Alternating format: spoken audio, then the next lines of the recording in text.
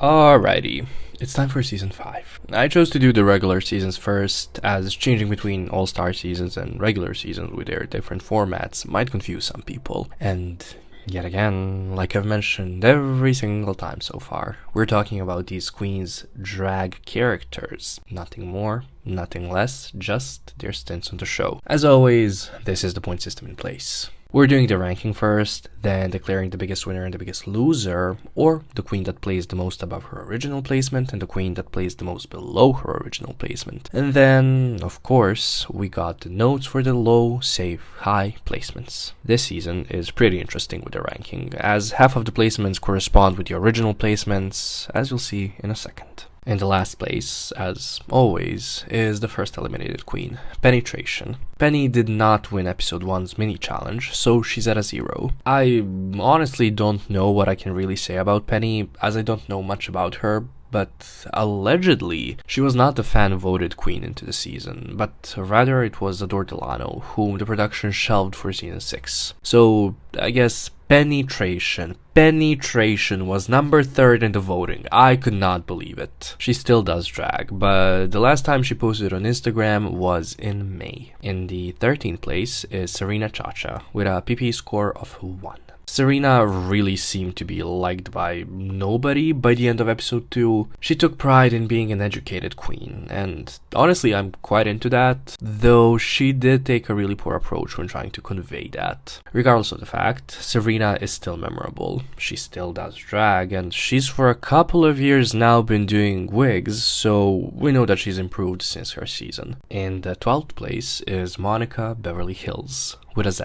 She earned 4 points during her 3-episode stint on Drag Race, so she's at a 1.3 recurring points per episode score. Monica revealed on the season that she was in the middle of transitioning, so somewhat like Sonique on season 2, she was not able to truly be herself on the show, and that was what made her perform worse than she could have had she been able to be fully herself. She's still active on Instagram, so do check her out if you want to see what she's been up to. Because season 5 had a double elimination, it's valid to count the two queens as sharing a placement. However, as one of them did better in the competition than the other, although by not much, we can say that originally Vivienne was in the 11th place and Honey Mahogany in the 10th place. Thus, here in the 11th place we have Vivienne with her 2.25 PP score. Vivienne was not really memorable in season 5, other than the obvious double elimination thing, but my god is she stunning. As far as I'm aware, she doesn't do drag anymore, or at least she's not public about it. Surprisingly to some, perhaps, in the 10th place is Coco Montrese, placing 5 placements below her original placement. Her PP score is 2.3. Coco is one of my favorite Ru girls, as she's one of the best performers the show has ever had. She's also really funny, really memeable, and just such a professional. She really did get the shortest end of the stick on All Stars 2. You can watch the video that I linked in the upper right hand corner just about how she was screwed over. Or you can watch this video, also linked up there, on how All Stars 2 would have gone had Coco been treated fairly. Though, as much as I love Coco, I just have to ask, why the blue contacts? It just made her look more orange. In the 9th place is her friend from the competition, Jade Jolie, whose laugh track was abused and overused throughout season 5, which was low-key really funny. Jade's PP score is 2.3 recurring. Honestly, I quite enjoyed her performance in her I'm So Excited lip sync against Coco. To be honest, she put up a really good fight against her. The outfit she wore for that episode, she did with a purpose. The purpose being the lip sync, as they thought that they would be lip syncing to I Whip My Hair. Jade is maybe now more known for being handed an award at the VMAs, as the presenter, whose name escapes me now, confused her for Taylor Swift, while Jade was, of course, doing her signature Taylor Swift illusion. In the 8th place, to finish up the back rolls untucked threesome, is Alyssa Edwards, with a PP score of 2.4 recurring. I honestly don't think I have to talk much about Alyssa. She's iconic, we all know her, we all tolerate her or love her. She was made for TV. Just think about how many memes exist from her 2 stints on Drag Race. Also, and this is for my fellow Balkan fans of Drag Race, za ne liči malo na avokado batička nosí plave perike. In the 7th place is the queen that was part of the double elimination this season, Honey Mahogany. Honey's PP score is 2.5. See just what one higher placement can do to your track record. Honey is stunning. I really enjoyed her in season 5. Her calm and warm demeanor and her beauty, of course. She's still active on Instagram, she's become quite politically active, and we love that. There's no time for political passivity anymore, especially for queer people, so y'all better stand Honey. In the 6th place is, again, one of my favorite queens, Detox. Her PP score is 2.81 recurring. Her score is heavily helped by her 5 mini-challenge wins, most mini-challenge wins than any other queen. Without the mini-challenge wins, she would be right below Alyssa Edwards here. Detox, while popular, is somewhat overlooked a lot of the time, even though she is a full package. She has the look, she's a good performer, she's funny, she has the personality, she has the vulnerability, she's unique to an extent, sure, yeah, and yet people still try to tell me that Katya should have won All Stars 2, as if Detox was not right then and there in one of the most stunning and for the time most modern final runway looks. I just really like Detox, like what can I say? And the 5th place is Linnea Sparks with a PP score of 3. Linnea is a queen that I feel like a lot of the fans have forgotten about, which is a shame because she's excellent. She falls under the category of the queens that were mistreated and at a clear disadvantage just because their first language is not English. Linnea is stunning, but she does not just rely on her beauty. Remember, she won one challenge during her time on Drag Race and was unceremoniously eliminated in the Snatch Game episode. I mean, she was Max before Max was on season 7, and she was Valentina before Valentina was on season 9, but, you know, without the whole delusion thing. Linnea is long overdue for an All-Stars appearance. And speaking of being long overdue for an All-Stars appearance, we have, I'm not gonna do the voice, Ivy Winters with a PP score of 3.25. Ivy, somewhat like Linnea, was one of the queens that did well for most of the competition, placed low once and then was eliminated in the subsequent episode. Ivy, as the judges pointed out, just seemed too perfect, as if that's like a bad thing for a competition. Ivy and Linnea, obviously, just did not contribute to the heavy drama of the season, so I don't think the producers ever even thought about giving them a bit of a better edit so that then they could be saved from a bottom 2 placement. Roxy Andrews is in the 3rd place with a 3.45 recurring PP score. Roxy was the villain of the season, quite nicely following in the footsteps of Fifi from season 4. As Alaska and her were runner-ups, and as Alaska did better than Roxy, I count Alaska as the lovely first alternate and Roxy as the lovely second alternate. And since fair amount of you enjoyed me doing Shangela's Kitty Girls verse, I'm Roxy Andrews and I'm here to make it clear. I know you let me be,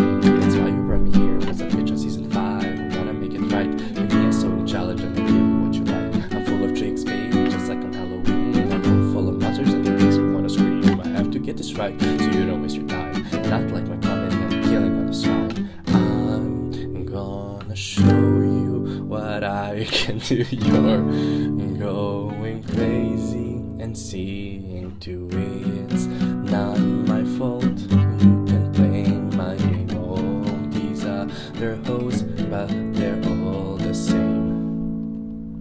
Hey girls, my name's Alaska. I've got a tiny little question to ask ya. Who's that bitch that's on the top? Well, it's not her this time, as she placed second here, with a PP score of 3.72 recurring. Her score, like Detox's, is helped a bit by her mini-challenge wins. Alaska did not really get to shine on season 5, and as a mini-villain that was more of a tragic character of the season, as she was in a relationship with Sharon Needles, she could blossom only on All Stars 2, where she became one of the best villains the show had ever seen. One of my favorite Ru Girl songs is Alaska's with the song Pussy. I mean, yeah, she said she's not actually bi or pan, use whichever label you want, I don't care. So it's a little ratty to be singing about experiences that don't pertain to you, but it's still a really nice song, and the sentiment and the message behind it are great. And in the first place, as a winner of a season should be, is Jinx Monsoon. I keep repeating myself here, but Jinx is also one of my favorite queens of the show, because of how excellent she is. Though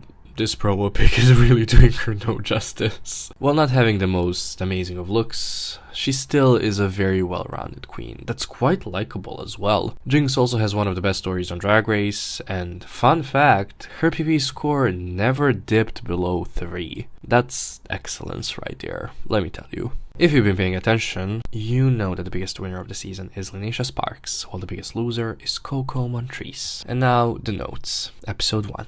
Obviously, for the Drag on a Dime-esque challenge, there were 4 highs and 3 lows. Roxy won the Maxi challenge, with Alaska, Ivy, and Linnea being high. If we were ranking them based on the critiques, it would have gone Roxy, Linnea, Alaska, Ivy. Jade is low, of course. Episode 2. As part of the winning team in the lip-syncing to Untucked Maxi Challenge, Vivienne, Honey, and Ivy are high. Alyssa, Roxy, Jinx, Jade, Alaska, Coco, and Detox, so all of the queens that weren't in the bottom 2, got positive critiques. So I really had to dig in to figure out the saves from the lows. Alaska and Detox are the only 2 that got any negative critiques, but they were from one of the guest judges, and usually I try to avoid the guest judges' critiques because they don't see the girls each week, so they don't have the proper picture of what's going on. For that reason, I cannot count the 2 of them as low, especially as they were called safe with the rest of the aforementioned 7. This is the episode with the exception, like each season has one, when there are no low placements. But an exception does not make a rule, or rather a pattern, null and void. Episode 3. Firstly, Linnea is called safe, but is also told that had she not had her immunity, she would have been in the bottom. We have to count her then as low, as she's almost straight up told that she dodged being in the bottom because of her immunity. Alaska and Vivienne are low as well for the kids' TV show challenge. Roxy and Jinx are high. Episode 4. Roxy is low, and Jinx and Ivy are high for the ballet challenge. Episode 5. Now, this week we have Alyssa having the immunity saving her. However, she, much like Linnea 2 episodes prior, was told that the immunity full-on saved her from being up for elimination, so Alyssa is low for Snatch Game. Roxy is, of course, high, alongside Alaska. The low queen is Ivy. Episode 6. Alyssa was low, as well as Detox and Alaska. Detox mostly because she was told not to rely on crutches, and we were not shown many of her positive critiques. And Alaska also because she got some very bad critiques. Roxy is safe. Jinx is obviously high for the Can I Get an Amen episode. For the RuPaul roast, Alaska to many was predictable, but not bad, so she's high, like the lowest of highs though. Detox was safe, as she was told that she did well, but that she relied too much on saying fuck. Ivy is low, whereas Jinx was high. Episode 8. Coco got really harsh critiques for the perfume thingy, so she's low. Roxy didn't get as negative of critiques, but she still did get mostly negative critiques, so she's also low. Jinxie is obviously high. Detox got positive critiques on her commercial, but negative critiques on her runway look, so she's right there in the middle. Episode 9, the telenovelas episode. Detox was low. Roxy and Alaska got more or less the same amount of positive critiques, but we were shown a negative critique or 2 about Alaska for a reason. Because again, and I see some people still being confused, we're reading into the edit of the episode. We're not making the placements up as we go. We are reading into what we're shown.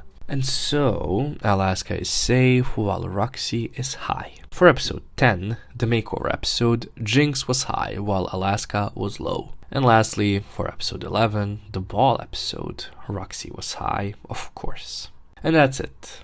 That's the video. Due to my schedule with uni work, as well as just things that don't have to do with university, just like real life stuff, let's call them that, I think I'll only be able to do 1 video per week for a while now.